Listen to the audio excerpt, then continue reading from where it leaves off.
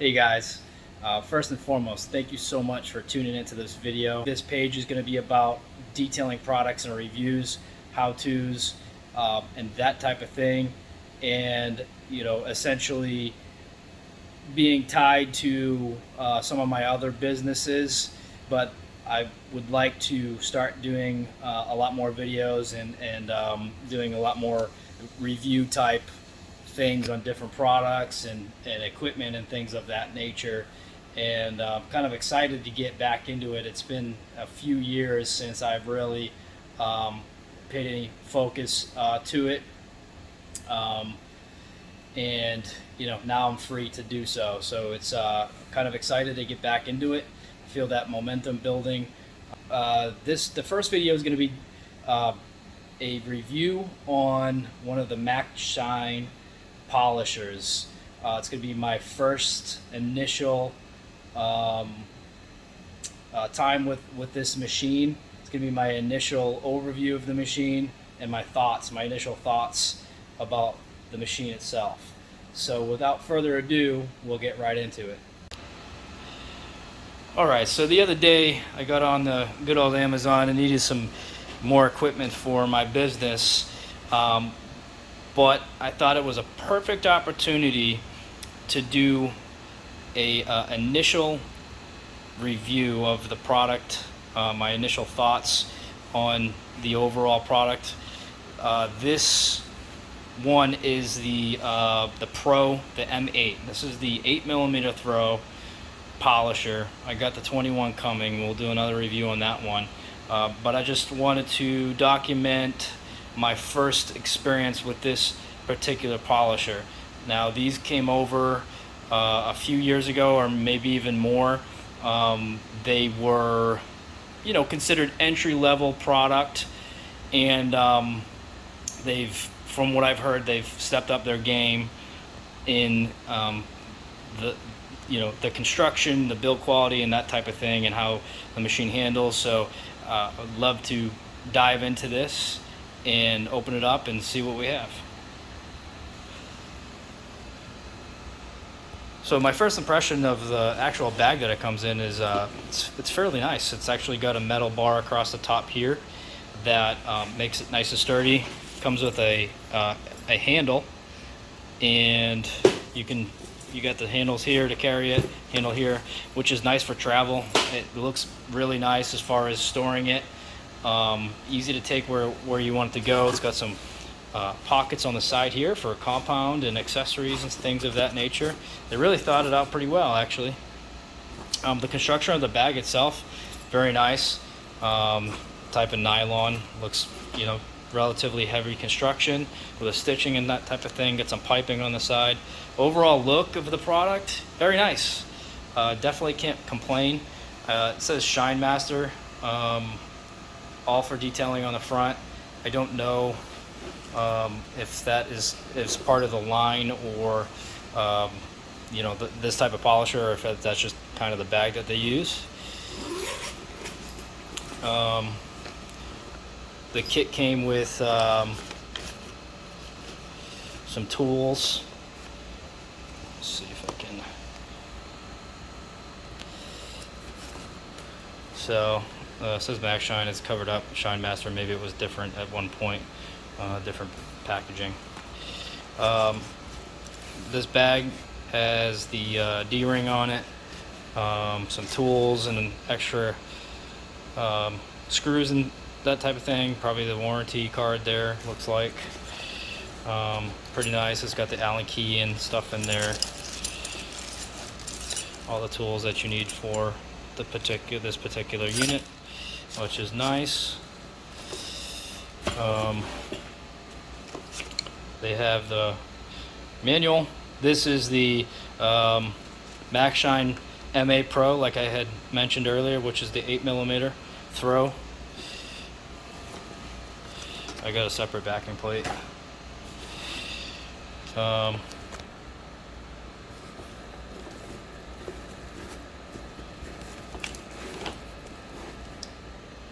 see. Pause this for a second. So the initial look of the tool itself, I'm fairly impressed, to be honest with you. I believe the price point of this machine was $200 something. I think it was under $250. I'll have to double check.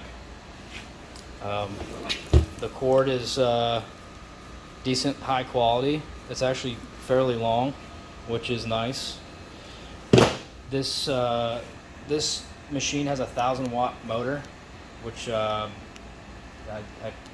what they say it's rated at, which is fairly powerful. The overall construction of the casing is actually pretty nice.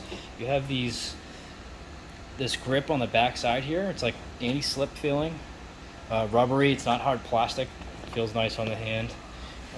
Same thing with the upper tool area up here, your front handle grip.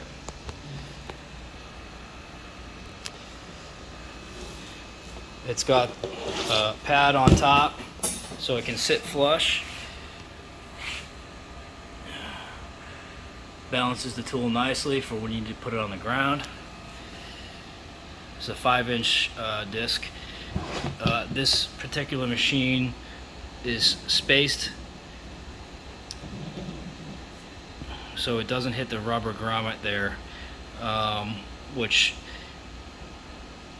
doesn't stall out on corners and things of that nature, as far as this backing plate being able to rotate freely. There's modifications that you can do to these DA machines that space this backing plate so it doesn't hit the rubber grommet here on some other machines, but this one comes from the factory with it spaced already. It's got a air vent here for looks to be potentially the motor, which looks like you can remove and clean. Pretty nice feature. The button itself has a nice smooth operation. Doesn't feel cheap, doesn't feel plasticky. It has a nice grip on it. Rubber coated, which it feels very nice in the hand. The lock button here feels nice as well. Once we get machine running, we'll test the operation of that, but fairly easy one-handed motion to lock the machine trigger in place to have it run without having to hold the trigger down, which is nice. Let's see if it pops out. Does as it should. The speed dial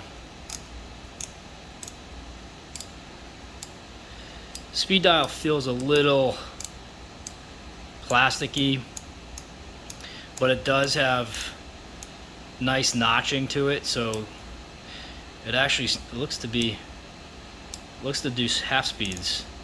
So you got 1, 1.5, 2, 2.5, 3. That's actually kind of nice. 3.5, 4, and it goes all the way up to 6. So it has an indentation to stop it in each speed, which is fairly nice, actually.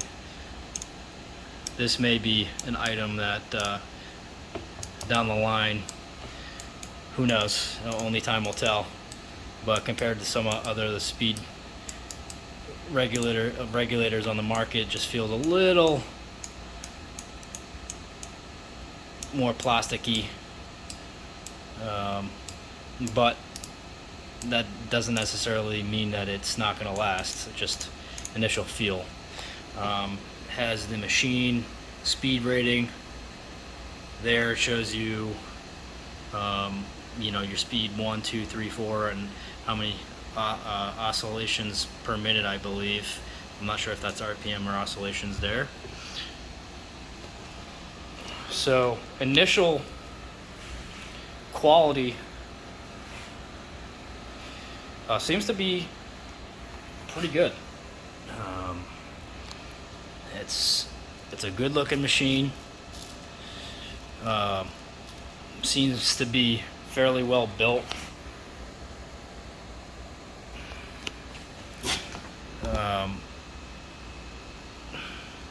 know the counterweight, I guess, is I believe we're reading in the directions that it is a forged piece.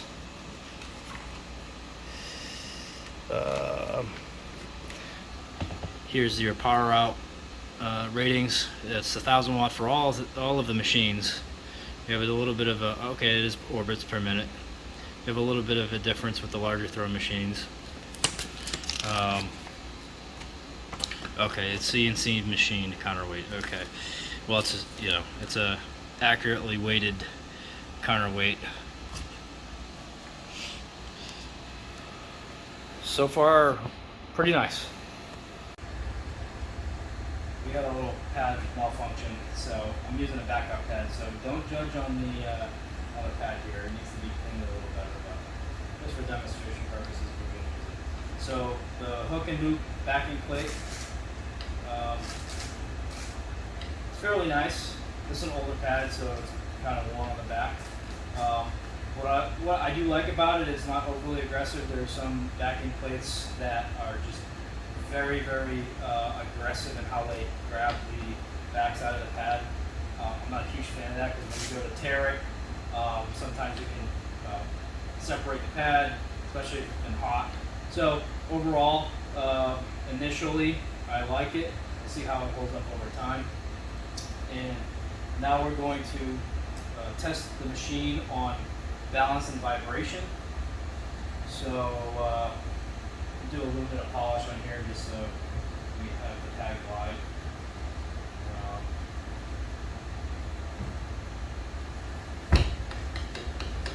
Weight of the machine. I know this is a taller vehicle, so it's up a little higher. Very nice, especially with the cord over the shoulder. Very balanced. I was a little iffy on the front side of this handle here in the front, just the design of it, but it actually fits quite nicely in your palm of your hand. We're gonna start from speed 1 and work our way up.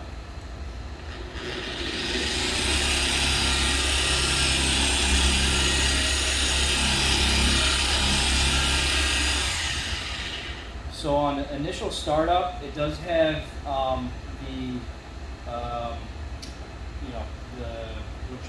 what do they call that?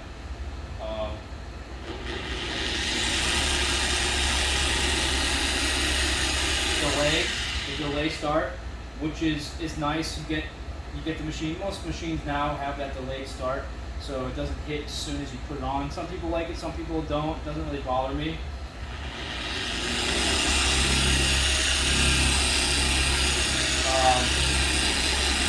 Now, pads themselves can, really make a big difference on how the machine vibrates, how it's weighted and things of that nature. This is a softer pad. You're going to feel a little bit more oscillation coming through the machine this way. Initial thoughts on the motor. Nice and quiet. Startup is nice. Action of the trigger is really nice.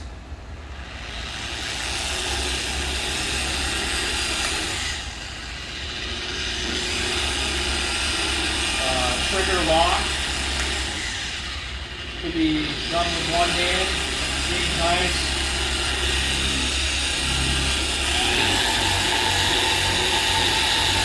Speed 2. Now this is only an 8mm machine, so it doesn't have a big throw on it, so it's going to produce less vibration through the machine itself than some of the bigger ones. So overall, it feels very balanced. Vibration isn't heavy through the machine. Pick it up to 2.5. The pitch of the motor isn't very high, which I like. I like a lower pitched machine. Higher pitched machines irritate my ears.